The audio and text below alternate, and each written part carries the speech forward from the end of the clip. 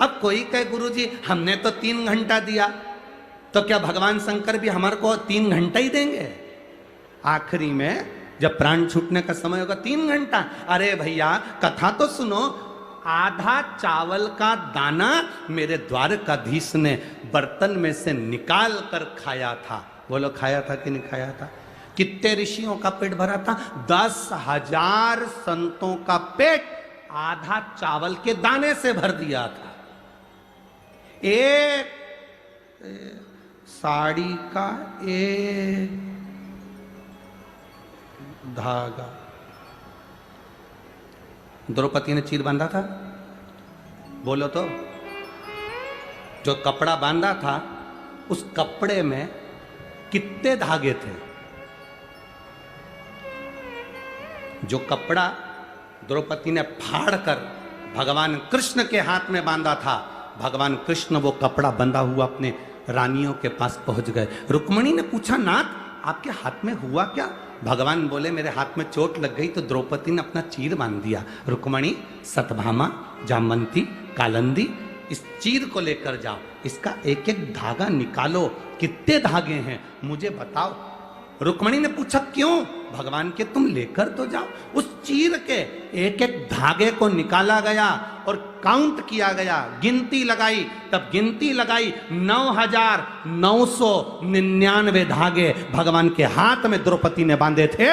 वो 9,999 साड़ी भगवान द्वारकानाथ ने द्रौपदी को दे दी। ले, इतना सा चीर, इतना सा कपड़ा, और उसमें धागे कितने थे? बोलो बोलो, जम के बोलो रे कोटा वालों। 9,999। एक चावल का दाना हम महादेव को देते हैं, वो हमारे घर का, परिवार का पेट भर देता है। वो कहते हैं बिन पानी के नाव खे रहा है और नसीबों से ज्यादा दे रहा है। वो इतना दे देता है। आधा चावल का दाना खाया, 10,000 ब्राह्मण का पेट भर दिया। भगवान थोड़ा सा लेता है, तुम्हारे 3 घंटे लिए हैं, पर तुम्हारी उम्र कितनी बढ़ाएगा, कितना तुमको देगा, ये वही जान सकता है। उसका हिसाब उसके पास में रहता है।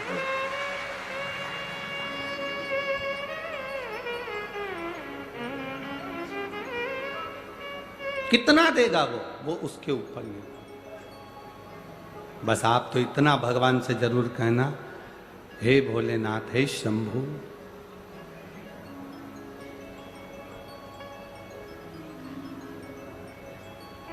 मेरे बाबा दया करना, मैं तेरे, मेरे बाबा दया करना, मैं तेरे ना घर के भरोसे हूँ, ना परिवार के भरोसे, ना घर के भरोसे, ना परिवार के भरोसे, मेरे बाबा दया करना, मैं तेरे भगवान से कहो हम तेरे भरोसे जी रहे हैं। जिसके मोबाइल में नेटवर्क नहीं होता, फिर वो मोबाइल का क्या करता? जम के बोलो जरा। तुम्हारे मोबाइल में नेटवर्क नहीं है तो तुम मोबाइल का क्या करोगे? बैठे बैठे गेम खेलोगे। बोलो सही है कि गलत है? अरे बोलो तो जम के जरा। जिसके मोबाइल में नेटवर्क नहीं होता वो मोबाइल पर गेम खेलता है,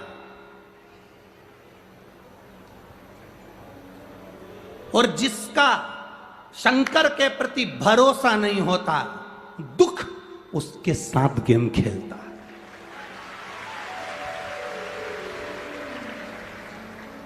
मोबाइल में नेटवर्क नहीं है तो मोबाइल में व्यक्ति गेम खेलेगा। नेटवर्क तो है ही नहीं, खेल रहा है, गेम खेल रहा है। जिसका भरोसा पक्का नहीं होता, जिसका विश्वास दृढ़ नहीं होता, तो फिर दुख, तकलीफ, कष्ट, बीमारी, रोग, ये सब हमारे साथ गेम खेलते हैं। बार बार तकलीफें आती हैं। तुम अच्छा देखोगे, तुम्हें अच्छा प्राप्त होगा। तुम अच्छा ढूंढोगे, तुम्हें अच्छा मिलेगा। माता पार्वती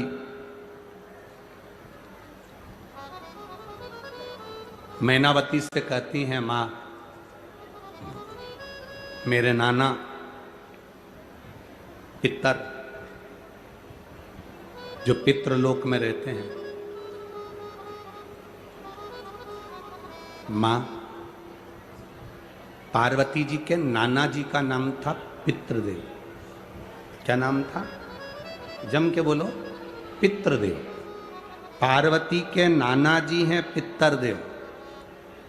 जितने पितृलोक में जो पितृ निवास करते हैं, उन पितृ की कन्या मैना और मैना की बेटी है पार्वती। तो पार्वती जी के नाना कौन है? पितर, मां। मेरा मन करता है कि मैं एक बार अपने नाना जी के यहां पर घूमने के लिए जाऊं, मेरे नाना के यहां मैं घूमने जाऊं।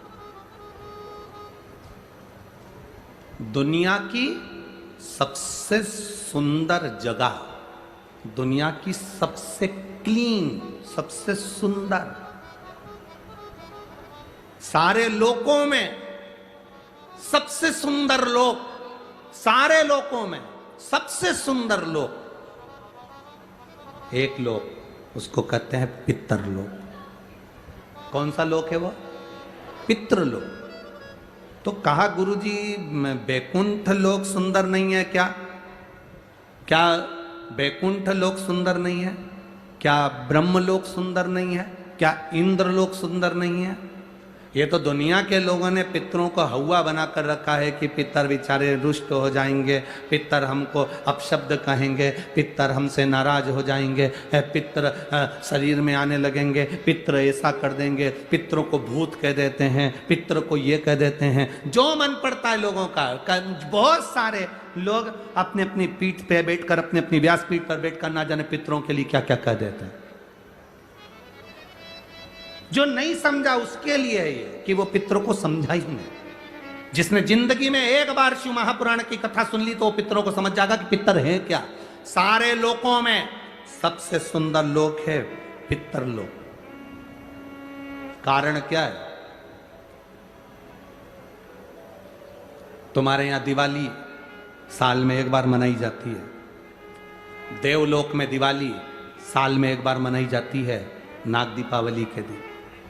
पितृलोक में दीपावली रोज मनाई जाती है। कारण, पितृलोक में दिवाली रोज क्यों मनाई जाती है? उसका कारण क्या होता है?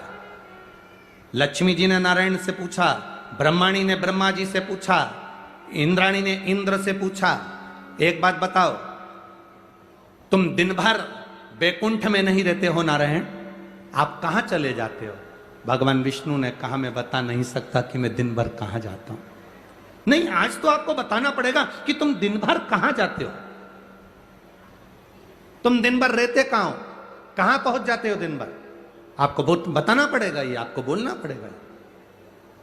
भगवान नारायण कहते हैं, मैं नहीं बता सकता। सुबह शाम घर पर आते हो, दिन भर गायब रहते हो, आखिर जाते क्या हो? पत्नी पति से क्यों ना पूछे? तुम भी अपने पति से पूछ सकती हो, क्यों दुकान तो 8 बजे बंद हो गई थी, 11 बजे आ रहे हो, कहां थे श्रीमान? पूछ सकती है, पत्नी का फर्ज है पूछना, और पूछना चाहिए भी,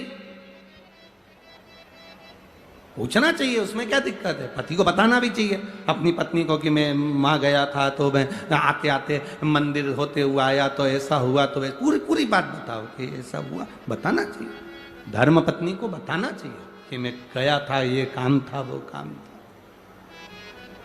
लक्ष्मी जी ने पूछा, तुम दिन भर कहां रहते हो? भगवान विष्णु ने कहा मैं बता नहीं सकता। बताना पड़ेगा। तब नारायण ने कहा, फिर नारायण बोले, नारायण ने कहा कि देखो लक्ष्मी, बात ऐसी है कि पितृलोक इतना सुंदर लोक है, इतना सुंदर लोक है कि जहां जितने पितर निवास करते हैं उनके घर का कोई व्यक्ति अगर कथा सुनने जाता है, मंदिर जाता है, अगरबत्ती लगाता है, दिया लगाता है या पूजन आराधना करता है या भूलवश भी कहीं भगवान की कथा में जाकर बैठ जाता है, जितनी देर उसके घर का व्यक्ति कथा में बैठता है, नारायण कहते हैं उतनी देर मैं उसके घर के पितरों के कंधे पर हाथ रखकर कथा को श्रवण करता हूं।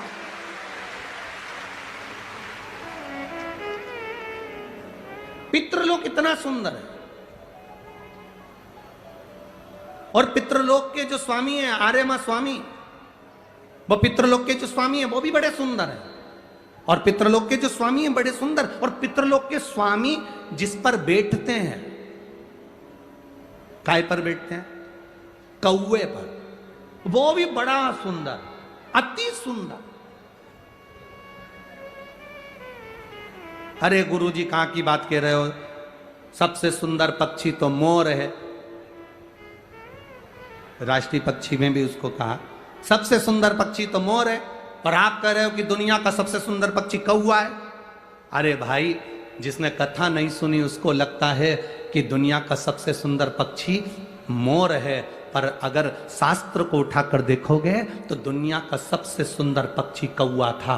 पहले नंबर पर सफेद, सुंदर, अति सुंदर, कौवे के आगे कोई पक्षी नहीं था। वो तो ब्रह्मा जी ने पृथ्वी पर यज्ञ करा, और पृथ्वी पर जब यज्ञ करना चाहा ब्रह्मा जी ने, तो उस समय पर ब्रह्मा जी ने कहा मुझे इस पृथ्वी पर यज्ञ करना है, इस जमीन को लीपने के लिए अमृत की जरूरत है। जैसे अपन गाय का गोबर लीपने के लिए लाते हैं, वैसे ब्रह्मा जी ने कहा इसको लीपने के लिए अमृत चाहिए। अमृत कौन लेकर आएगा? कोई आगे नहीं आया। तब ब्रह्मा जी ने कौवे को बुलाया, ए कौवा, तुम अमृत लेकर आओ, क्योंकि तुम्हारी दृष्टि बड़ी प्रबल है, तुम अमृत को ढूंढ कर ला सकते हो। कौवा, अमृत तो लाना, पर झूठा मत करना। अमृत को लेकर आना, मुझे बताना कहाँ रखा है तो मैं लेने चले जाऊंगा। कौवे ने कहा जो आज्ञा ब्रह्मदेव। कौवा आर्यमा स्वामी को नमन करा, प्रभु ब्रह्मा जी का काम है, मुझे जाना पड़ेगा। कौवा बड़ा सुंदर था, बुद्धिमान था, तो कौवे को भेज दिया। इसलिए रामचरितमानस में काकभसुंडी की कथा बार बार आती है। गरुड़ और कौवे की कथा आ रही है। कौवा कितना विद्वान था, चला अमृत का पता लगाने के लिए। जब कौवा चला, अमृत का पता लगाते लगाते लगाते लगाते कौवे ने संकल्प ले लिया था कि जब तक अमृत नहीं मिलेगा मैं मुख झूठा नहीं करूंगा, पानी तक नहीं पीऊंगा। भूखा प्यासा कौवा दौड़ता रहा। आर्यमा स्वामी से कहकर कौवा दौड़ते दौड़ते दौड़ते दौड़ते जाए। बहुत दिन हो गए, तब कौवे को अमृत मिला। अमृत मिला तो कौवे को लगा बहुत तेज प्यास लग रही है, करूं क्या? कौवे ने उस अमृत को झूठा कर दिया। ब्रह्मा जी को आकर कहा स्वामी अमृत वहां रखा हुआ है, पर बात इतनी सी है कि मैंने उस अमृत को झूठा कर दिया। ब्रह्मा जी को क्रोध आ गया। ब्रह्मा जी ने कहा रे कौवे, तू सफेद होकर, सुंदर होकर, तूने ऐसा काला काम कर दिया, ऐसा बेकार काम करा, तूने अमृत को झूठा करा और ऐसा काला काम तूने करा। मैं तुझे श्राप देता हूं कौवे, तू गोरे से काला हो जाएगा। तूने अमृत को झूठा करा, इसलिए तेरी वाणी कर्कश हो जाएगी, तेरी वाणी कर्कश हो जाएगी। अमृत को कौवे ने झूठा करा था, इसलिए सारे पक्षी जल्दी मरते हैं, पर कौवा इतनी आसानी से नहीं मरता। कौवा इतनी आसानी से नहीं मरता। सारे पक्षी जल्दी मरते हैं, पर कौवा आसानी से नहीं मरता। तेरी वाणी कर्कश होगी तो काला होगा। सुंदर कौवा काला हो गया। आर्यमा स्वामी ने देखा कि मेरा कौवा, मैं जिस पर बैठता हूं, ये काला हो गया। आर्यमा स्वामी ने ब्रह्मा जी से कहा आप क्या चाहते थे? ब्रह्मा जी कहते हैं मुझे यज्ञ करना था, जमीन को लीपना था, कौवे ने अमृत झूठा कर दिया। क्यों चिंता करते हो? अमृत तो अमृत है, कोई झूठा भी कर देगा तो अमृत की शान कहां घट जाएगी? अमृत की क्या शान घटना है? आर्यमा स्वामी ने कौवे से कहा तू चिंता मत कर। आर्यमा स्वामी बोले कौवे तू चिंता मत कर, आज मैं तुझको एक कार्य देता हूं।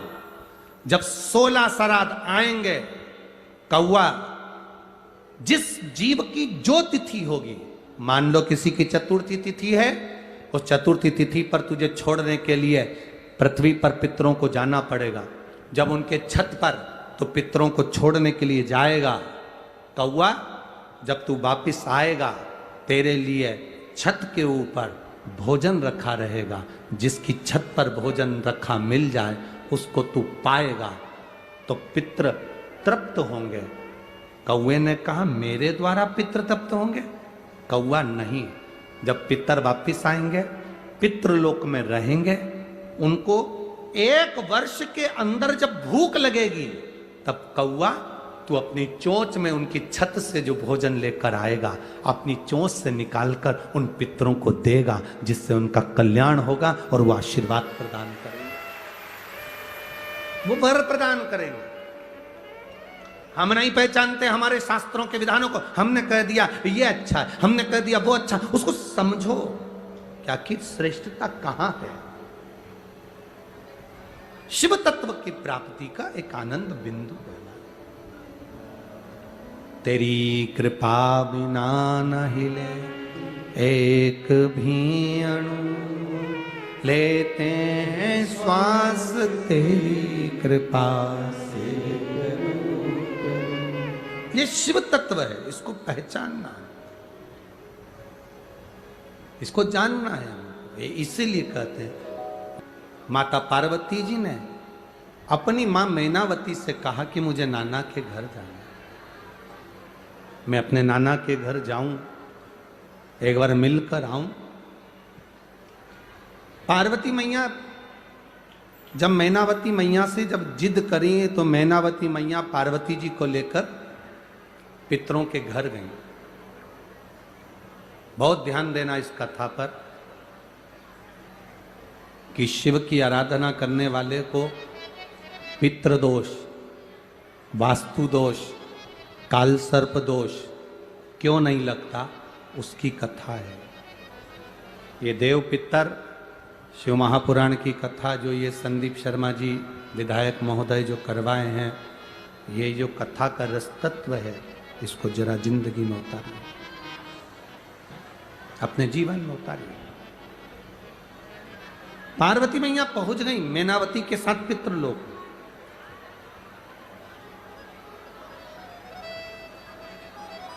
पितृलोक में पहुंची वो, और देखो शिव महापुराण की कथा कहती है, बाबा देवादिदेव महादेव का चरित्र कहता है, भगवान शंकर का पावन चरित्र कहता है, शिव महापुराण की कथा कहती है।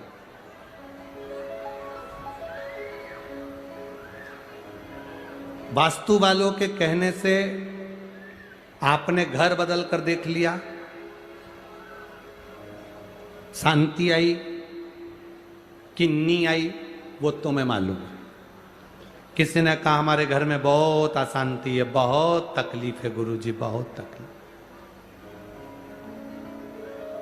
हम आपसे एक बात कहें और आपसे पूछें, कोटा वाली माताओं, जीजियों और भाई लोग, जीजाउन जो बैठे हैं, बड़े सावधानी से बताना, जब से तुमने शिव महापुराण की कथा सुनना चालू करी, उसके पहले का समय निकाल कर देखना कि तुम्हारे घर में कितना क्लेश रहता था, पैसे की कितनी तंगी रहती थी और कितनी तकलीफें रहती थी। कथा सुनने के बाद जैसे जैसे समय बढ़ता गया, 2 साल 3 साल तुम जो कथा सुनते सुनते तुमने निकाले, तुम मन पर अपने हृदय पर हाथ रखकर बताना, घर का क्लेश धीरे धीरे कम हुआ कि नहीं हुआ, बैलेंस बाबा ने बढ़ाया कि नहीं बढ़ाया, घर में आनंद आया कि नहीं। वो देता है। कल कथा में कहा था, देवता देते हैं पल्ला झाड़ कर महादेव देता है छप्पड़ फाड़ कर, वो देता है महादेव। आपने किसी ने कहा कि वास्तु दोष है, कमरा बदला, रूम बदला, सोने की दिशा बदली, सीढ़ियां बदली, वॉशरूम बदला, रसोई घर बदला। फिर किसी ने कहा तुम्हारी दुकान नहीं चल रही, दुकान में दोष है, दुकान बदली, काम बदला, सामान बदला, दिशा बदली। फिर किसी ने कहा कि तुम्हारी गाड़ी के कारण तुम्हें तकलीफ है, गाड़ी बदल के देख ली। फिर किसी ने कहा कि तुम्हारे ऊपर किसी ने कर रखा है, तो विद्या करवा के देख ली। अब तुमने घर बदल कर देख लिया, विद्या करके देख लिया, सारी पूजन करके देख ली, अब सब कुछ करके देख लिया, कुछ नहीं हो रहा। तब एक काम करना, अपने को खुद को थोड़ा सा बदल कर देखना, शंकर जी की भक्ति में लग कर देखना, अपने आप सुख आ जाए। हमने घर बदला, परिवार बदला, दुकान बदली, व्यापार बदला, गाड़ी बदली, बंगला बदला, तो भी जहां सुकून ना मिले तो खुद को थोड़ा सा बदलिए और भगवान शंकर की ओर एक लोटा जल लेकर जाना प्रारंभ करिए। वो जो बदलेगा वो जिंदगी में कोई नहीं बदल सकता महाराज, वो जो बदले। एक पत्र आया है, पत्र तो सभी बहुत अच्छे अच्छे आप लोगों ने डेकोरेशन कर करके भेजे हैं।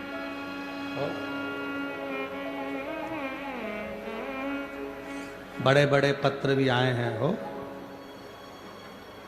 पहले तो यहाँ पर एक कोई माता बैठी है जिनके घर में कई सालों से संतान नहीं थी, और बाबा की कृपा से डॉक्टर ने कह दिया था कि तुम्हारे पेट में एक संतान है और 2 गर्भाशय में गांठ है, 2 गर्भाशय में गांठ है और एक संतान है। पर बाबा की कृपा से वो गांठ का ऑपरेशन नहीं करवा सकी डॉक्टर के कहने से, तो केवल उस गांठ को उसने गर्भाशय में 9 महीने रखा। तो वो डॉक्टर भी आश्चर्य में पड़ गए कि वो एक बच्चा नहीं था, वो 3 बच्चे थे जिनको लेकर वो यहाँ आई। कल भी कहीं लेकर बैठी थी, हमारे को पत्र भेजा था, हम बुला नहीं पाए। तो कहीं बैठी हो तो अपने 3 बच्चों को लेकर वो यहाँ व्यासपीठ पर आ सकती हैं। अगर कहीं बैठी हो, कल भी वो लेकर बैठी हुई थी, हम यहाँ बुला नहीं सके उनको, तो जहाँ बैठी हो वो अपने 3 बच्चों को लेकर यहाँ आ सकती हैं। अब आती है जुड़वा की बात, ठीक है। हेमलता मेहरा, उम्र है 33 वर्ष, धीरज मेहरा, निवासी दशहरा मैदान। गुरुजी, बाबा का मैं क्या गुणगान करूं। पत्र जिसने लिखा है उसने अपनी आयु लिखी और उसने अपने परिवार का वर्णन किया। गुरुदेव, मेरी बहन कोटा के नगर निगम के अग्निशमन विभाग में ही कार्यरत हैं। उनके पति, गुरुदेव, हम क्या वर्णन करें। 2021 से कथा सुनना प्रारंभ करी। गुरुदेव, संतान का सुख नहीं था, कई साल निकल गए, औलाद नहीं हुई गुरुदेव। तब किसी ने कहा एक बार सफेद आंकड़े की जड़ तुमरुका जी का नाम लेकर कमर में बांधो।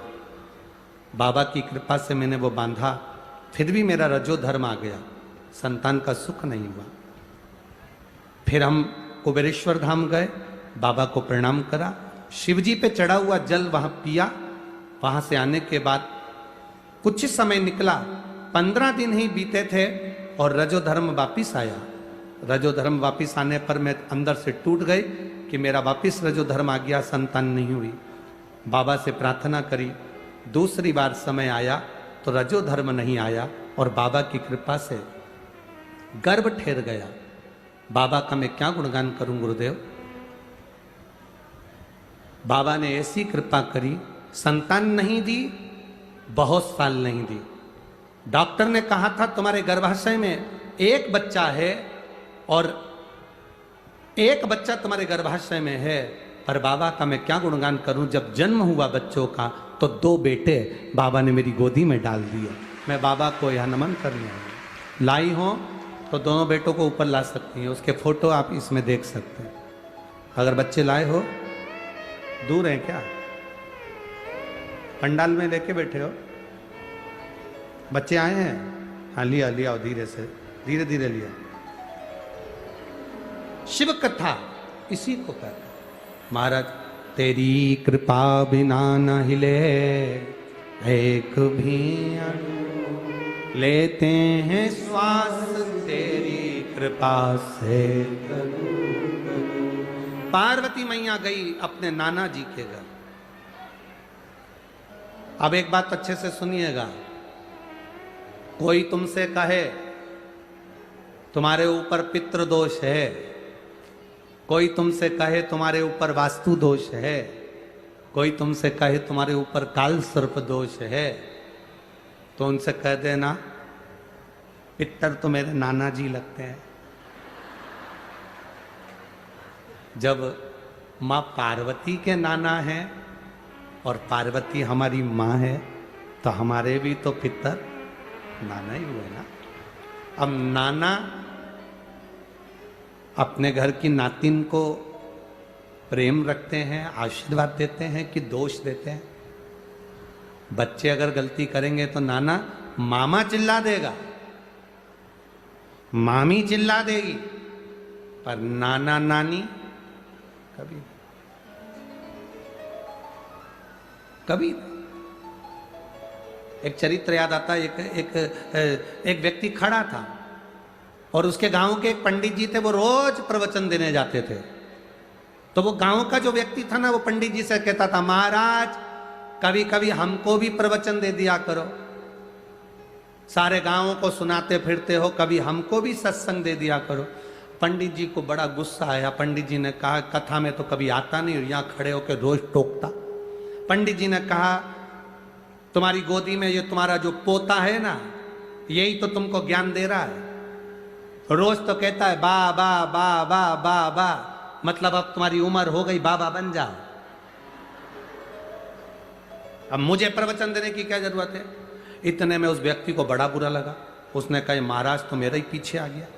उसने कहा, महाराज तुम बिल्कुल सही कह रहे हो, उसका कहना मानकर मेरा मन करता है कि मैं बाबा बन जाऊं, पर इसको गोदी में लेता हूं तो ये कहता है बाबा बाबा बाबा, और मेरी बेटी के बेटे को गोदी में लेता हूं तो वो कहता ना ना ना ना ना।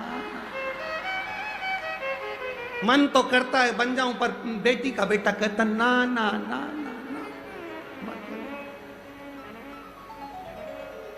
इसलिए मैं विस्मय में पड़ा। तो आपसे निवेदन है, शंकर जी के जितने भक्त हैं, शिव को जल चढ़ाने वाले, शंकर का गुणगान करने वाले, शंकर का स्मरण करने वाले, शंकर की भक्ति में डूबने वाले जितने हो तुम, अगर कोई कहे कि पितृ दोष है, कोई कहे तुम्हारे ऊपर ये दोष लगा है, तो तुम्हें कहना चाहिए पितर तो मेरे नाना जी का गांव है, वो मेरे को क्यों दोष लगाएंगे, मुझे क्यों त्राड़ देंगे, उन पर वो तो मेरे ऊपर कृपा करने वाले, दया करना। कई लोग कहते हैं श्राद्ध पक्ष में गाड़ी नहीं लेना चाहिए, कोई कहता है श्राद्ध पक्ष में सोना नहीं लेना चाहिए, कोई कहता है श्राद्ध पक्ष में ये कोई अच्छे कार्य नहीं करना चाहिए, मकान का सौदा मत करो, गाड़ी मत लो, ये मत करो, वो मत करो। शिव महापुराण की कथा कहती है, पूर्वजों के इन 16 दिन में आप कुछ अच्छा भी करोगे ना, तो ये पूर्वजों का आशीर्वाद ही मिलेगा, गलत नहीं है।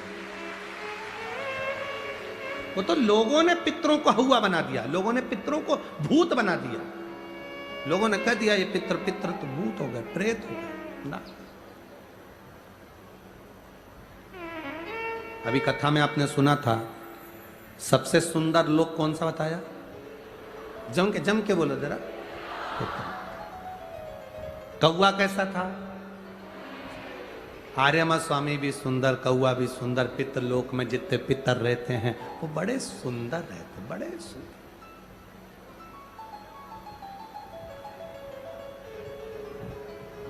बड़े सुंदर। शिव कथा कह रही, भगवान शंकर का संवाद कर रही। पार्वती मैया अपने नानी जी के यहाँ गई। जैसे ही पहुंची पार्वती मैया पितृलोक में,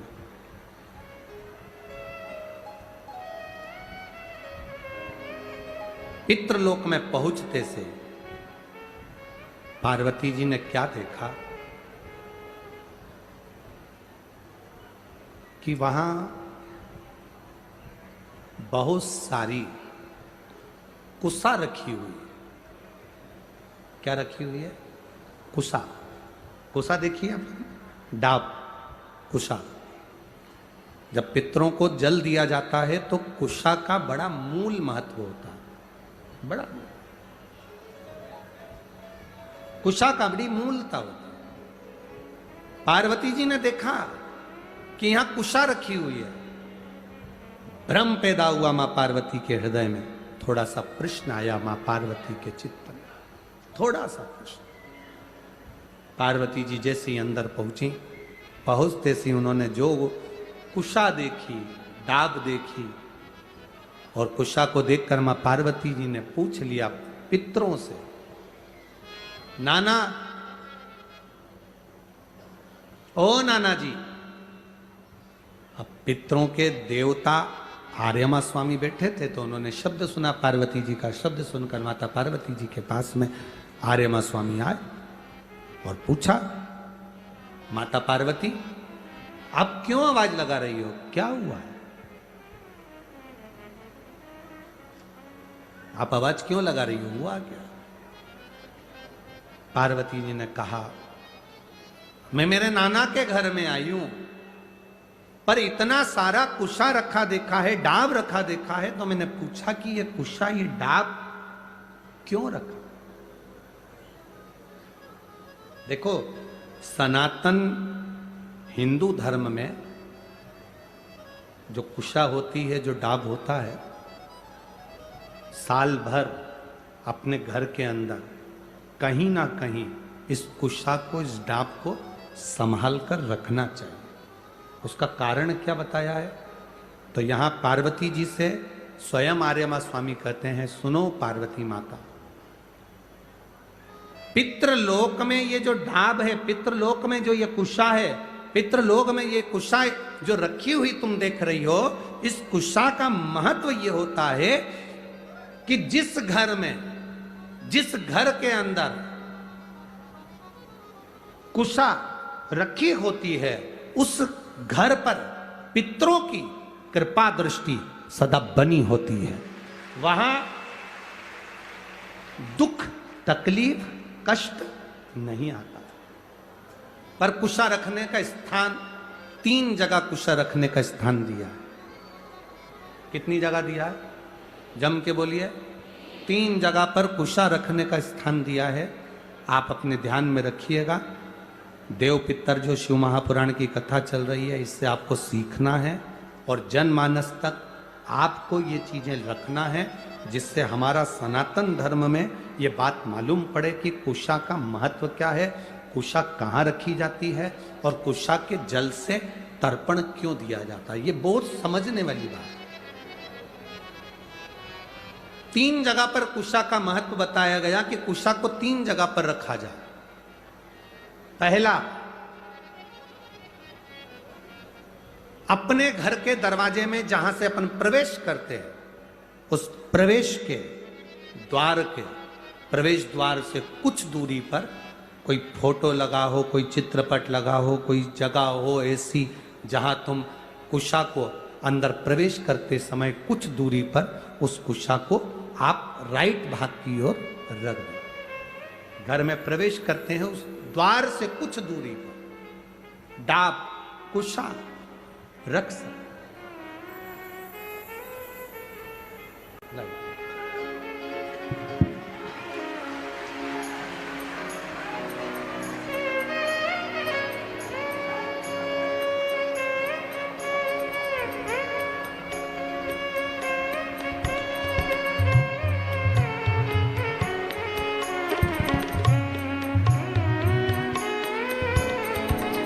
एक बार देवादिदेव महादेव का जय घोषारा। ये 2 बालक बाबा की कृपा से कई वर्षों के बाद हुए। एक बार जोरदार ताली बजाएं।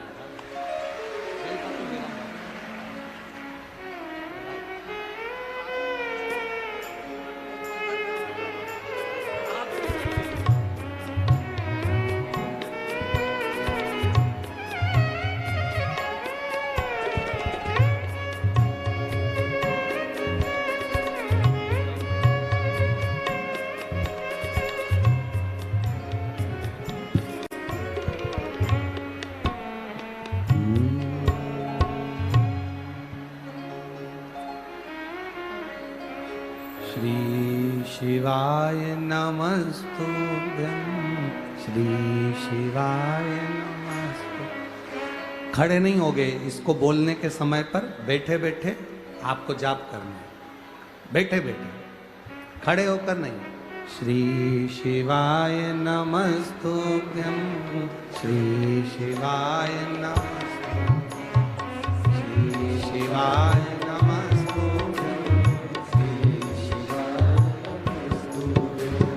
श्री शिवाय नमस्तुभ्यं श्री शिवाय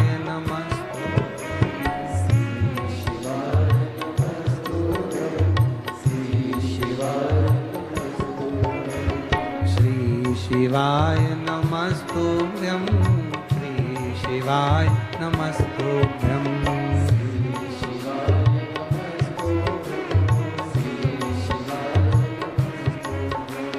श्री शिवाय नमस्तुभ्यं श्री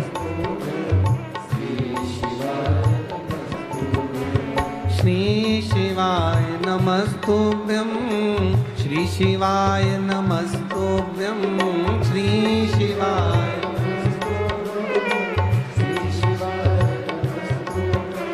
श्री शिवाय नमस्तुभ्यं श्री शिवाय नमस्तुभ्यं श्री शिवाय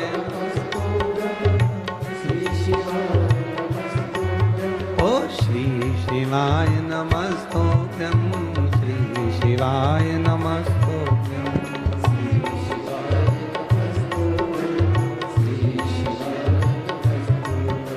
श्री शिवाय नमस्तुभ्यं श्री शिवाय नमस्तुभ्यं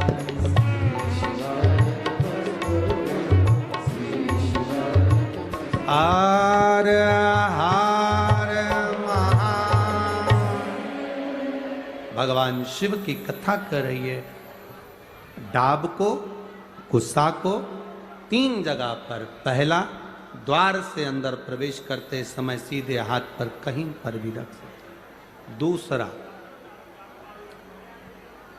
पूजन का जो स्थान हो, पूजन की जो जगह हो, वहां अगर कुसा नहीं रख सको तो कुसा का आसन जरूर रखो। अगर कुसा नहीं रख सकते तो कुसा का आसन जरूर। तीसरा, रसोई घर के अंदर जहां पर परिंदा हो, मटका हो, हंडा हो, उसके आसपास में कहीं थोड़ी भी जगह हो, एक छोटी सी भी कुसा अगर अपन ने रख रखी है तो घर में कभी भी बड़ी बीमारी प्रवेश नहीं कर सकती। एक कुसा भी अगर हमने रखी है, एक डाब भी हमने रखी है,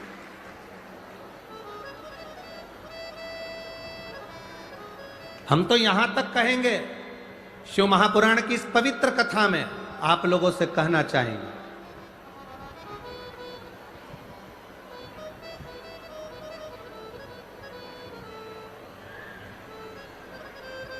कभी कभी इस पवित्र कथा में अगर आप लोग स्मरण करेंगे तो कभी जिंदगी में आप कोई बड़ी जांच कराने के लिए जा रहे हो कि डॉक्टर ने बोला है कि इनको ये बीमारी हो रही है, इनको ये रोग हो रहा है, इनको ये तकलीफ। आप डॉक्टर को दिखाओ, जांच कराओ, डॉक्टर दवाई दे, उसको खाओ। डॉक्टर भी शंकर का एक रूप है। जैसे शिव महामृत्युंजय है तो जगत के जितने डॉक्टर हैं ये भी महामृत्युंजय का एक प्रतिबिंब स्वरूप है। आप इनको दिखाओ। डॉक्टर भी शंकर का एक स्वरूप है।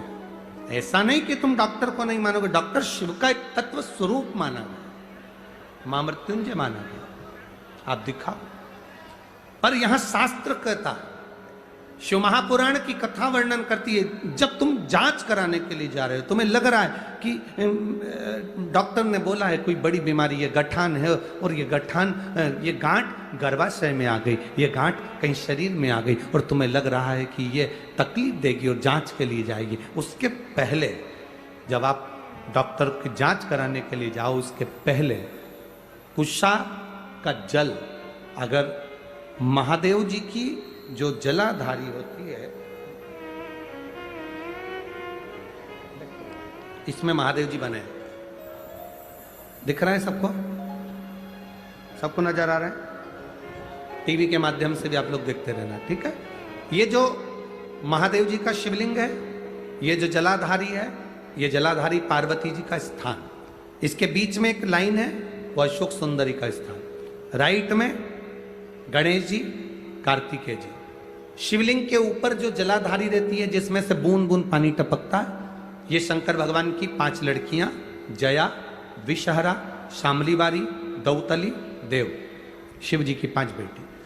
जब तुम्हें लग रहा है कि कोई बड़ी बीमारी हमारे शरीर में प्रवेश कर रही है और डॉक्टर कह रहे हैं कि इसकी जांच होगी, उसके पहले कुशा का जल, डाब का जल, ये अशोक सुंदरी का स्थान जहां पर है और शिवलिंग का जहाँ स्थान है, इसके बीच में जो जगह खाली पड़ी रहती है, इस स्थान पर अगर हम कुशा का जल, डाब का जल चढ़ा देते हैं और उस जल को उस स्थान पर जहां तुम्हें लग रहा है कि इसकी जांच होने जा रही है, उस स्थान को लगाकर जांच के लिए जाते हैं, कभी जिंदगी में बड़ा रोग प्रवेश कर ही नहीं सकता।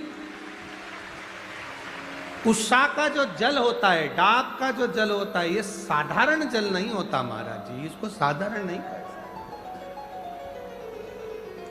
कुशा के जल को साधारण नहीं कहा।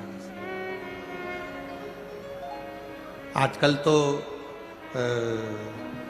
कपड़े के आसन आ गए। मेरी बुजुर्ग माता यहाँ पर बैठी हैं, बुजुर्ग अगर कोई बैठे होंगे तो उनको मालूम होगा, आजकल तो कपड़े के आसन आ गए। पहले ब्राह्मण को जो आसन दान दिया जाता था वो कुशा का दिया जाता था। बोलो री माताओं, सही है कि गलत है?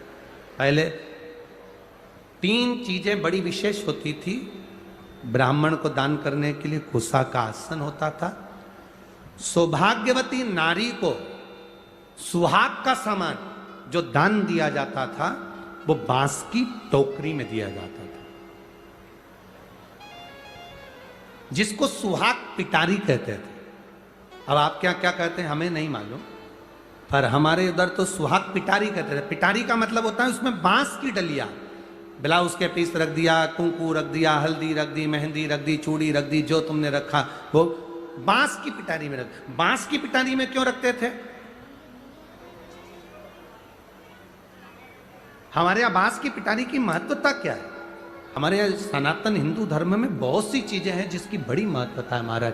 जैसे शादी के मंडप में बांस लगाना, वंशकार समाज के जो भाई होते हैं जो बांस का काम करते हैं, लोग भले कुछ भी कहें कि ये वंशकार है, ना ना ना,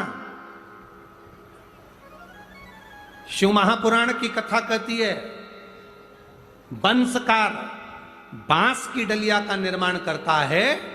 जैसे बांस कभी समाप्त नहीं होता, लगा हुआ बांस में से बांस कटता जाता है, बांस फूटता जाता है, बांस कभी समाप्त नहीं होता। जिसमें से पैदा हुआ फिर होगा, उसको काट लो फिर होगा। उसी तरह वंशकार समाज जो बांस की डलिया का निर्माण करती है, वो वंशकार समाज बांस की डलिया इस भाव से बनाती है कि जिसके यहाँ शादी में जाए, सुहाग पिटारी में जाए, उसका सुहाग खूब बाबा कृपा बना कर रखे, उसका वंश खूब बने। अब लोग वंशकार, आजकल राजनीति के अंतर्गत चलते चलते तो हम क्या बोलें, बस बोल नहीं सकते, क्योंकि राजनीति के अंतर्गत सारी समाजों को तोड़ दिया गया है। ये समाज का है, वो समाज का है, वो समाज का है। पर शिव महापुराण की कथा कहती है ब्रह्मा जी के द्वारा प्रकट हुए मनु और शत्रुपा, इन मनु शत्रुपा की आप और हम सब औलाद हैं। कौन ब्राह्मण, कौन क्षत्रिय, कौन वैश्य, कौन शूद्र, ये सब भगवान की औलाद हैं। इनमें कोई भेद नहीं होना चाहिए, सब एक होना चाहिए। पर थोड़ी सी राजनीति, थोड़ी सी वोट के चक्कर में लोगों ने अपने अपने समाजों को तोड़ दिया। गलत है। ये शिव पुराण रखी है,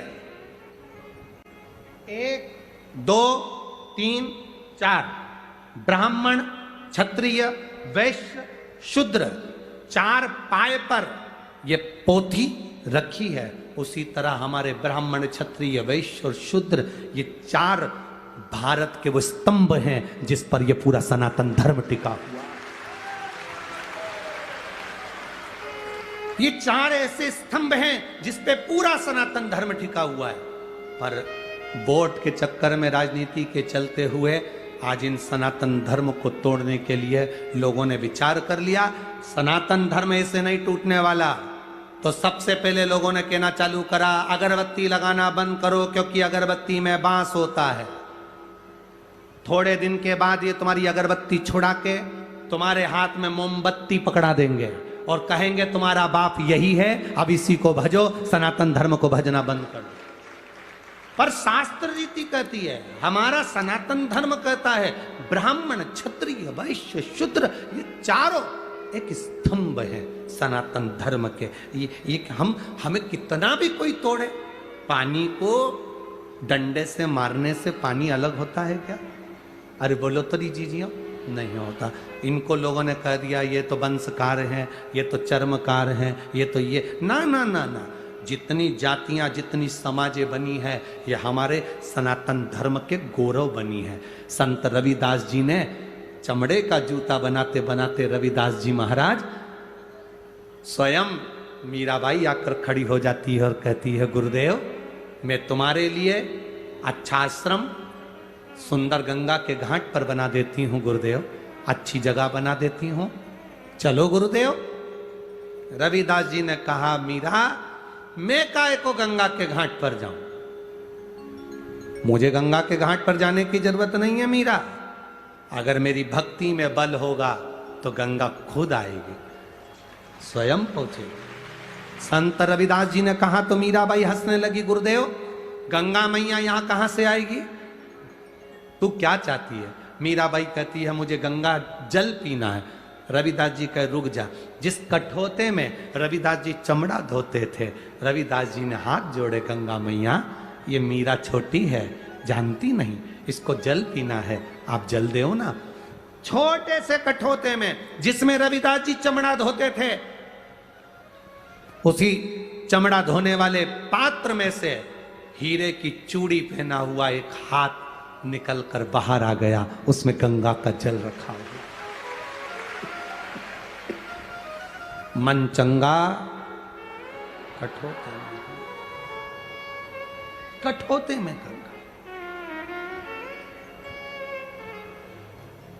प्रसन्न हो गई मीरा।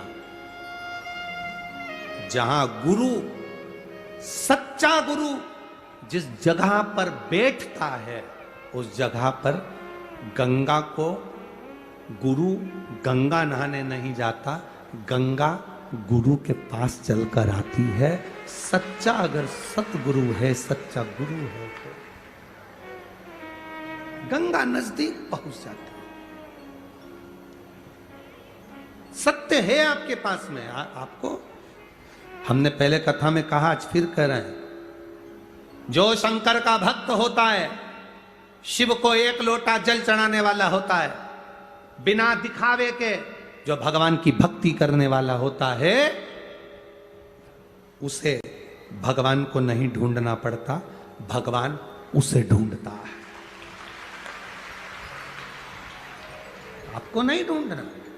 दुनिया के लोग कितने भी तोड़ दें तुमको, कितने ये ब्राह्मण अलग हैं, क्षत्रिय अलग है, वैश्य अलग हैं, शूद्र अलग हैं, सब अपने अपने भाव से अपना अपना गढ़ बना कर कहें, ना ना ना ना। गुलाब जामुन खाओ चाहे रसगुल्ला खाओ, इमरती खाओ चाहे जलेबी खाओ, जाति पेट में ही है। बोलो सही है कि गलत है? ब्राह्मण हो, क्षत्रिय हो, वैश्य हो, शूद्र हो, आखिरी में जाना उसी के पास। हो सकता है कोटा वासियों के लिए जलेबी का डिपार्टमेंट अलग, गुलाब जामुन अलग जा रही हो, रसगुल्ला अलग जा रहा हो। हमारे उधर तो ऐसा नहीं होता। हमारे यहाँ तो गुलाब जामुन खाएंगे तो भी पेट में जाएगी, रसगुल्ला खाएंगे तो भी पेट में जाएगा। जाना एक ही जगह है। तुम जीते जी मानो तो भी वही है, और मरने के बाद मानो तो भी वही है। सत्यम शिवम सुंदरम में ये पूरी सृष्टि समाई। पूरा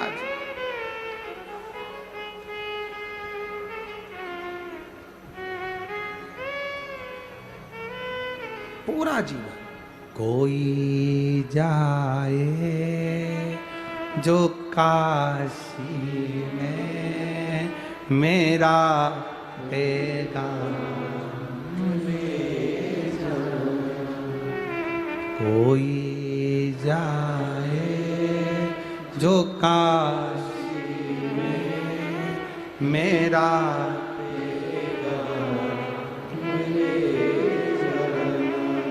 मैं खुद तो आ नहीं सकता, मैं खुद तो आ नहीं सकता, मेरा पैगाम ले जाना।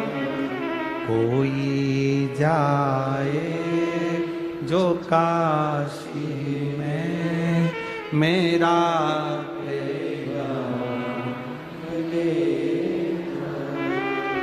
ये कहना डमरू वाले से तुम्हारी आस पाती है। ये कहना डमरू वाले से तुम्हारी आस सताती है। मैं खुद तो आ नहीं सकता, मेरा पैगाम ले जा। तुम ब्राह्मण हो, तुम क्षत्रिय हो, तुम वैश्य हो, तुम शूद्र हो, जो हो, तुम भगवान के अति प्रिय हो। तुम में भगवान ने कोई भेद नहीं करा, कोई भेद। तुम प्रिय हो परमात्मा। एक कुशा, एक डाब हमारे जीवन की आनंदता देती है। आनंद।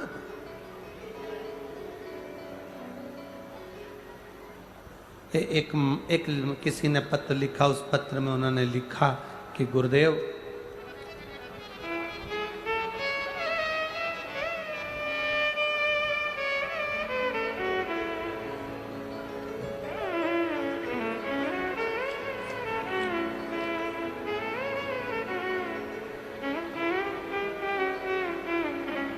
मेरा नाम हेमलता जांगीड़ है, रंगवाड़ी कोटा की रहने वाली हूं। कहीं बैठी हो तो हाथ हिला सकती हो। गुरुदेव,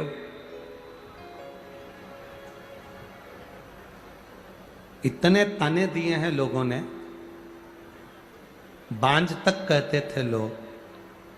कई बार तो विचार कर लिया था कि ऐसा शरीर पाने से कौन सा मतलब है। संतान नहीं,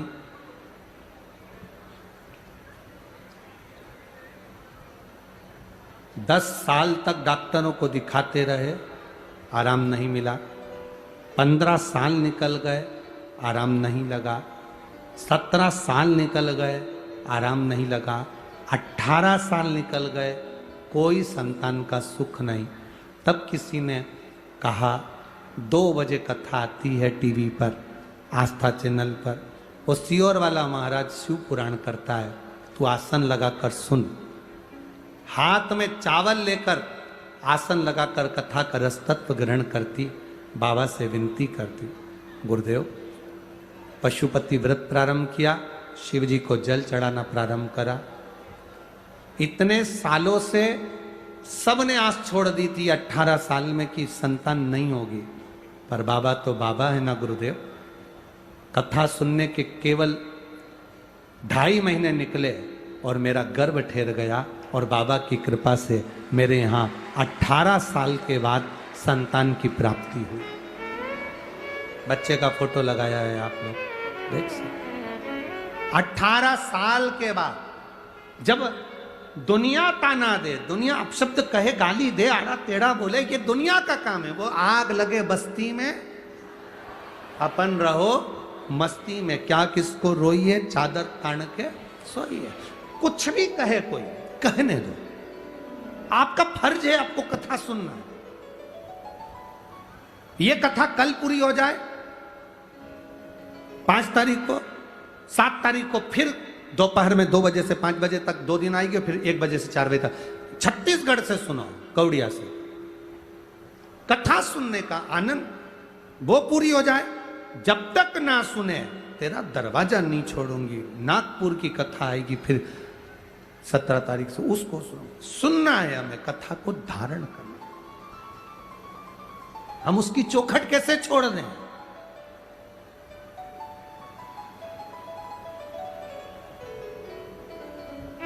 कल हम थोड़ा मिलते कम है, ये शर्मा जी जानते हैं, संदीप शर्मा जी भी जानते हैं, और आप लोग भी जानते हो ना, हम मिलते नहीं हैं बहुत, ना के बराबर। फिर भी पीछे के 2 दिन हम मिल लेते हैं, तो उसमें हम कल मिलकर हम जा रहे थे, और जाते समय दरवाजे पर कोई एक भैया खड़ा हो गया, और वो उनकी सन में उनकी अर्धांगिनी भी थी, और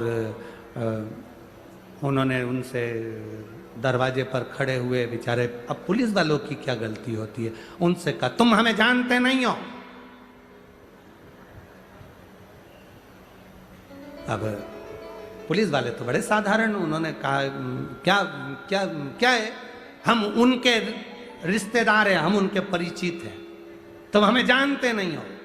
उसकी बात सुनकर हमको इतना अच्छा लगा, हम तो सीढ़ी पर चढ़ रहे थे, हमको अच्छा लगा कि बताओ, एक संसार में रहने वाले व्यक्ति से किसी कलेक्टर, किसी का पहचान वाला और कह दे कलेक्टर से हमारी रिश्तेदारी है, तो वो यूं चले। कोई कहे एसपी से हमारी रिश्तेदारी तो यूं चले, कोई कहे इनसे हमारी रिश्तेदारी तो यूं चले। बोलो सही है कि गलत है? तो इतनी दमदारी तो जितने तुम कथा सुन रहे हो ना, तुम्हें भी होना चाहिए बाबा से मेरी रिश्तेदारी।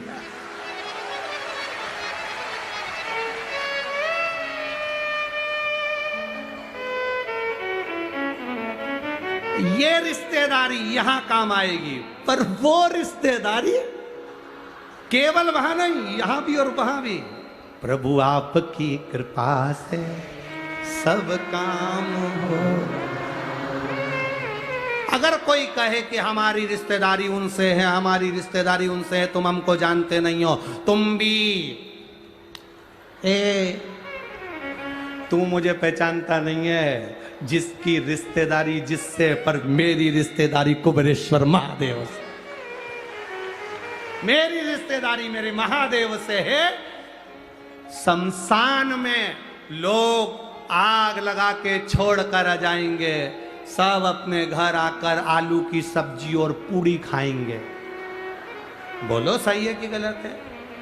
सब आलू की सब्जी पूड़ी खाएंगे, मोहल्ले वाले चाय बनाकर लाके देंगे, बस तुम ऐसे बैठे बैठे, और चाय भी वहीं धीरे से पल्लू अंदर करके सब निपटा रहे होगे, सब खा रहे पी रहे होगे, और शमशान में आग लगाकर तुम्हें छोड़ आएंगे। उस समय पर कोई तुम्हारे साथ नहीं होगा, तब तुम्हारा जो लोटा भर के जल चढ़ाया वो रिश्तेदार तुम्हारे साथ होगा, तुम्हारा शंकर, तुम्हारा शिव, तुम्हारा ओघड़ी, तुम्हारा शंभु तुम्हारे साथ।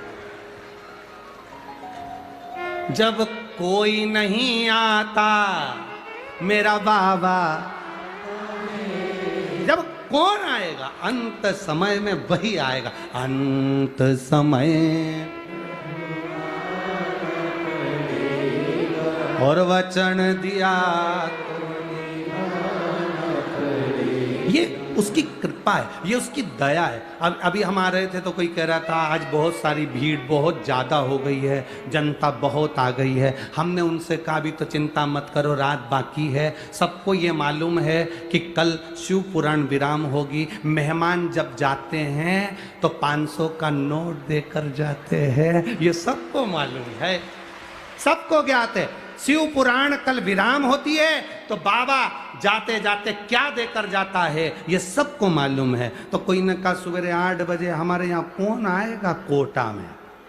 हमने कहा तुम कल फोटो खींचने आना कि कहाँ जगह खाली है, वो खींच कर बताना कि कौन नहीं आए। जो जगह खाली हो उसका फोटो खींच कर भेजना। कि ये खाली रह गई। ये जितने दिख रहे हैं ये जाएंगे ही नहीं, तो पूरी तैयारी से आए। तुम्हें क्या मालूम है? बोलो री जीजियो, हाथ तो हिला दो एक बार। टीवी वालों, आस्था चैनल वालों जरा दिखा दो, ये जाने वाले हैं, ये जो हाथ हिला रहे हैं ये सब तैयारी में आए हैं। साथ में 2 बोतल पानी, बिस्कुट का पूरा, टॉफी, और छोरा छोरी को भी सिखा के लाए चुप बैठना हो, चुप बैठ जाओ। और ऊपर से माननीय अध्यक्ष महोदय बिरला जी ने कह दिया कि कल सबकी, अब ये जाए 8 बजे से 11 बजे तक कथा सुनेंगे, 2 बजे आराम से, और खाए तो खाए पन्नी। कौन है थीम? कहां गई? अंकल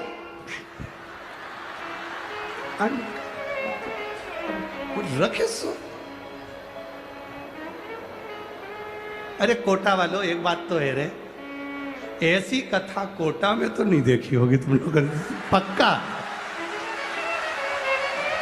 ये कथा सब अड़भंगे अड़भंगे भक्त आए, शिव के सारे भक्त जहां देखो वहीं पर आनंद ले रहा है। ये शिव तत्व है। पर मैं धन्यवाद दूंगा यहाँ की प्रशासन को भी, collector, SP, commissioner, SDM, TI, सबको, जिन्होंने बहुत सुंदर व्यवस्था संभाली, उसके लिए बहुत बहुत धन्यवाद आपको, बहुत बहुत धन्यवाद। शिव भक्ति का ये तत्व है। पार्वती मैया ने डाब का पूछा, कुशा का पूछा, आर्यमा स्वामी ने बताया। आर्यमा स्वामी जब बताए, पार्वती मैया खुश हो गई, प्रसन्न हो गई, आनंदित हो गई। माँ जगत जननी देव अधिदेव महादेव के आनंद सुख के साथ नानाओं के पास में, पितरों के पास में बैठी।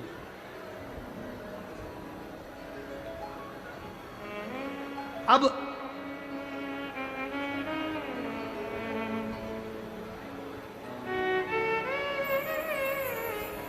पितरों की एक बेटी जिसका नाम था पीवरी। क्या नाम था? पीवरी। पीवरी कौन?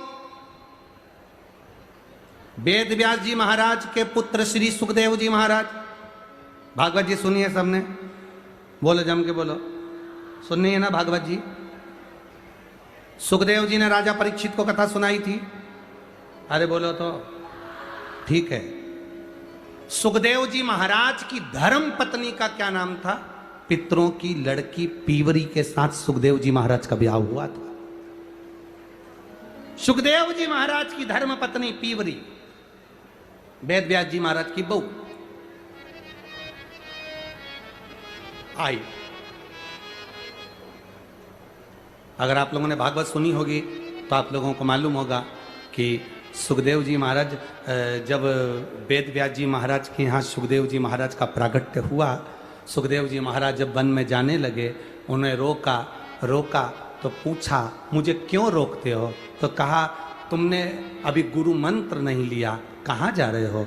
कहाँ जा रहे हो? गुरु मंत्र तो लो। सुखदेव जी महाराज बोले, मेरे जैसे ज्ञानी को गुरु मंत्र लेने की जरूरत क्या? मेरे जैसे ज्ञानी को गुरु मंत्र लेने की क्या जरूरत है? तब सुखदेव जी महाराज को वेद व्यास जी ने कहा, लेना पड़ेगा। मुझे गुरु मंत्र कौन देगा? मेरे जैसे ज्ञानी को गुरु मंत्र कौन देगा? ऐसा नहीं होता कि कौन देगा। अगर तुम्हारे को इतना अहम है, राजा जनक के यहाँ जाओ। राजा जनक के दरवाजे पर सुखदेव जी महाराज पहुंच गए। एक दिन निकल गया, जनक जी सुखदेव जी से मिलने के लिए नहीं आए। सुखदेव जी ने कहा, जाकर कहो राजा जनक को कि वेद व्यास जी के पुत्र सुखदेव आए हैं। जनक जी नहीं आए। 3 दिन निकल गए, जनक जी नहीं आए। 4 दिन निकल गए, जनक जी नहीं आए। सुखदेव जी को गुस्सा बढ़ता गया। 5वां दिन हो गया, जाकर कहो जनक जी को कि सुखदेव जी आए हैं, महाज्ञानी मार्तंड विद्वान प्रखंड। जाओ कर कहो, जनक जी नहीं आए। 6 दिन निकल गए, तब 7वें दिन सुखदेव जी महाराज द्वारपालों से बोले, कहो जनक जी को उनका सेवक आया है, पधारें। एक बार दर्शन दे दे। जनक जी बाहर आए, सुखदेव जी को नमन करा। वेद व्यास जी के पुत्र आयो।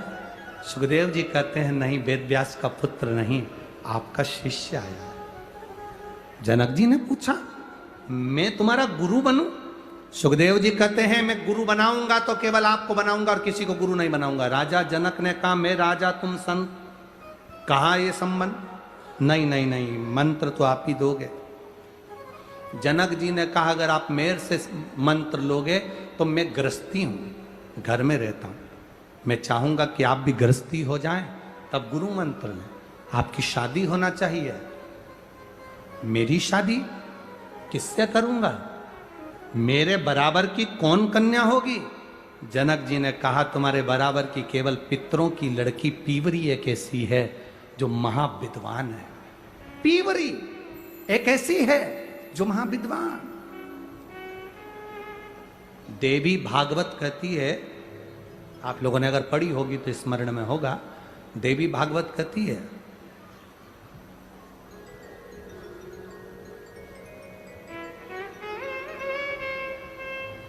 जिसकी चमड़ी सफेद पड़ जाती है, जिसको चर्म रोग हो जाता है, सफेद चमड़ी जिसकी पड़ जाती है, या सोरासिस जैसी बीमारी भी हो जाए, या चर्म रोग किसी भी तरह का हो जाए, कोई खाज हो गई या चर्म रोग हो गया, गाय पूर्णिमा के दिन जब अपने बछड़े को दूध पिला रही हो और बछड़ा जब दूध पी रहा हो, दूध पीते पीते बछड़े के मुख पर फेन आ जाता है, उस फेन को चम्मच में निकाल लीजिए। बछड़ा जब दूध पीता है तो उसके दोनों साइड फेन आ जाता है, उस फेन को चम्मच में ले लो और पीवरी माता का स्मरण कर कर, सुखदेव जी महाराज की धर्म पत्नी पीवरी का नाम लेकर, देवाधिदेव महादेव का स्मरण कर कर चर्म रोग वाली जगह पर उसको लगाओ। थोड़ी देर बैठो, उसके बाद आधे घंटे के बाद स्नान करो। 2-3 बार करोगे, चमड़ी अपने असली रंग में आना प्रारंभ हो जाती है और चर्म रोग धीरे धीरे समाप्त होंगे। पीवरी विद्वत्ता का एक स्वरूप है। सुखदेव जी महाराज की धर्म पत्नी पीवरी का नाम कोई साधारण नाम नहीं। देवी भागवत में अगर आप पढ़ेंगे, देवी भागवत में ये संवाद मिलेगा। कोई तुमसे पूछे कि सियोर वाले महाराज ने कहां से बोला पीवरी का नाम, तो आप देवी भागवत में पढ़ सकते हैं, देवी भागवत में स्मरण कर सकते हैं। पीवरी, जनक जी ने कहा पीवरी से आप विवाह करो। मेरे बराबर का विद्वान है क्या वो? विद्वत्ता रखती है, जाओ।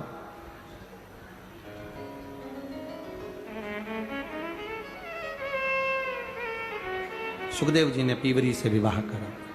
तो आज पार्वती जी को वो पितरों की कन्या अर्थात पार्वती जी की मौसी मैनावती की बहन पीवरी सामने नजर आई। पीवरी जैसी आ रही थी वैसे की वैसे पितरों ने पीवरी का स्वागत करा। पीवरी का स्वागत करा पितर। बहुत ध्यान देने वाला विषय है। जिस नारी का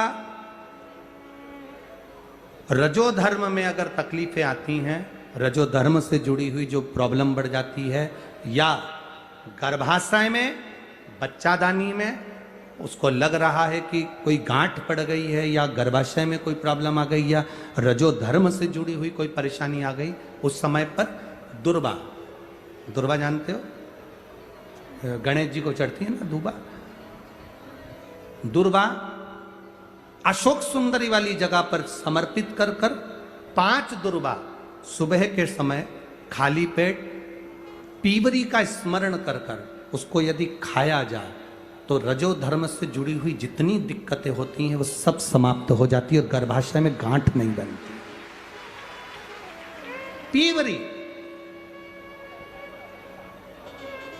इस पीवरी के नाम का वर्णन बड़ा शास्त्र के अंतर्गत आया है महाराज, बड़ा बड़ा सुंदर भाव। पितरों की कन्या पीवरी के साथ जो सुखदेव जी महाराज का मंगल विवाह हुआ था, ये पीवरी कोई साधारण नहीं, एक आनंद का विषय है पीवरी, पितरों का एक वरदान है पीवरी, पितरों का एक आशीर्वाद है पीवरी। ये उनके लिए भी काम करती है पीवरी, जिनका 2-4 महीने का बच्चा हुआ और अवर्षण हो गया, फिर 2-3 महीने का बच्चा हुआ फिर गिर गया, फिर 2-4 महीने का बच्चा ठहरता है फिर गिर जाता है, उसके लिए पीवरी का नाम बड़ा काम आता है महाराज, बहुत काम। बेलपत्र समर्पित कर कर, वो बेलपत्र को पीवरी का स्मरण कर कर सोमवार की अष्टमी के दिन उस बेलपत्री को खा लिया जाए तो बच्चा फिर 2-4 महीने का गिरता नहीं है, बच्चा पूरा जन्म लेता है और विकलांग नहीं होता, अच्छा बच्चा जन्म लेता है। पीवरी के नाम का इतना गुणगान है हमारे। ये 2-3 जो नाम होते हैं, पीवरी का, एक तुमरुका जी का, ये नाम ऐसे हैं जो हमारे जीवन को सुख प्रदान करते, आनंद देते। पीवरी, सारे पितृलोक के पीवरी को आते देखा तो सम्मान किया, बेटी को आते देखो तो सम्मान होना चाहिए।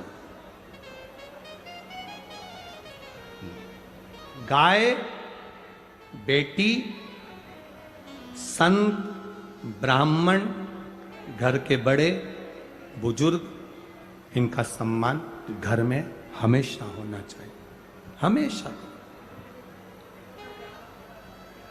शंभो शरणे मांगू घड़ी रे, दुख काटो दया करी ने दर्शन। शंभो शरणे मांगू घड़ी रे, दुख काटो दया करी ने दर्शन। शिव तत्व कह रहा, ओगड़दानी की कथा कर रही, ये सुख का विषय है पीवरी में। पार्वती जी मिली अपनी मौसी से, पीवरी से, मैनावती अपनी बहन से मिली। पीवरी के चेहरे की चमक इतनी थी, पार्वती जी ने पूछा मैनावती से, मां ये कौन है, इतनी सुंदर, इतना चमक? और आपको कथा में कहा पहले, क्रीम की चमक 2-4 साल, क्रीम की चमक 2-4 महीना, क्रीम की चमक 2-4 दिन रहती है, पर अच्छे कर्म की चमक जिंदगी भर रहती है। जीवन पर्यान अंत समय तक आपका चेहरा आपके कर्म से चमकता है। आप अच्छा करोगे, आपके चेहरे पर चमक आ जाएगी, आपको ब्यूटी पार्लर जाने की जरूरत नहीं पड़ेगी। कहाँ जाए, आजकल तो इतना फैशन बिगड़ गया, इतना फैशन बिगड़ गया महाराज। कोई सुंदरकांड का पाठ भी कराता है तो पहले पंडित जी से कहता है मजा आना चाहिए। अब तो सुंदरकांड मजा लेने के लिए करा रहा है कि कल्याण के लिए करा रहा है? महाराज ऐसा सुंदरकांड का पाठ होना चाहिए सबके पांव थी रख जाए। तो एक काम करना, सुंदरकांड काय को करा रहा है, किसी और को बुला ले, सबके पांव थिरक जाएंगे।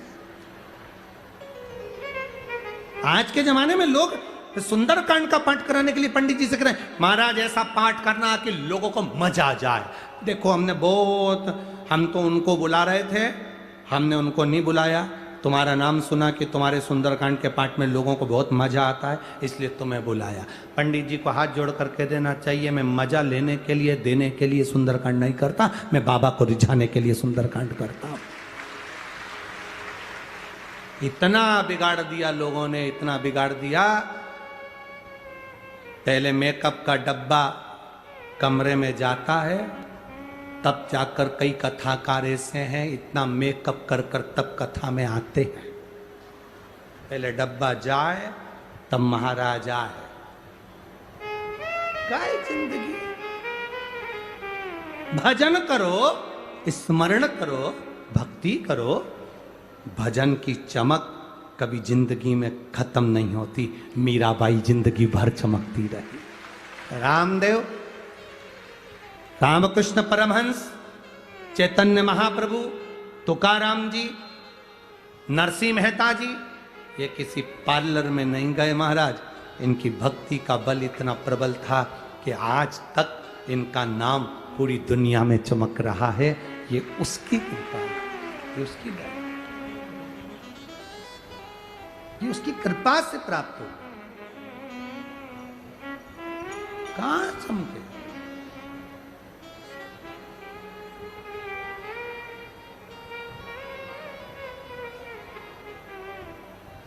कई लोग हमसे भी कह रहे थे, गुरुजी तुम्हारे बहुत सारे बाल उड़ गए। तो हमने पूछा क्या हो, तो उससे अरे गुरुजी आजकल तो बहुत अच्छे अच्छे बाल आते हैं, इसे चिपका लो। हमने कहा जनता देख रहे हो, जहां से आते वहीं पकड़ के तो हमारा कुर्ता खींचती है। एक आध ने खींच लिया तो कल्याण कर दे, करो क्या उसका। अरे महाराज, ये चमक, ये दमक, फुल्लवन में महक, सब कुछ मेरे भोलेनाथ तुम ही से है। ये सब उसी का तो है जो हम भज रहे हैं, हम स्मरण कर रहे हैं। आप करो भगवान की भक्ति। बुजुर्ग बुजुर्ग माताओं को देखना, जितनी बूढ़ी बूढ़ी तुम्हारी सास है ना, तुम्हें तो तैयार होने में 2 घंटा लगता है, सासू को कोई तैयार होने में टाइम नहीं लगता। बस बहू से कह रही बेटा तैयार हो गई, बहू कह रही मम्मी मैं होने वाली हूं, तुम तो हो जाओ। सास कहती मैं तब भी हो जाऊंगी। उसने ली साड़ी ना पटली मटली खोस के और ऊंचे उछाए बाल पे कंघा फेर के और होठ पे कुछ नहीं लगाया, मुंह में से थूक निकाल कर पोत के और वो तो बच्चा। और देखो तुम एक बहू को देखना और घर की बूढ़ी माँ को देखना, ओल्ड इज गोल्ड। घर की बुजुर्ग माता ऐसी सुंदर दिखे, उसको पार्लर की जरूरत नहीं, क्योंकि वो दिन भर ठाकुर जी से लाड लड़ाती, शंकर जी को जल चढ़ाती, भगवान का भजन करती, कीर्तन करती, गुणगान करती। वो चमक उसके अंदर आ गई, वो चमक उसके भीतर प्रवेश कर गई, भीतर प्रवेश। क्यों हो? पार्वती मैया ने बड़ा सुख पाया, नाना के घर में गई, आनंद पा रही है।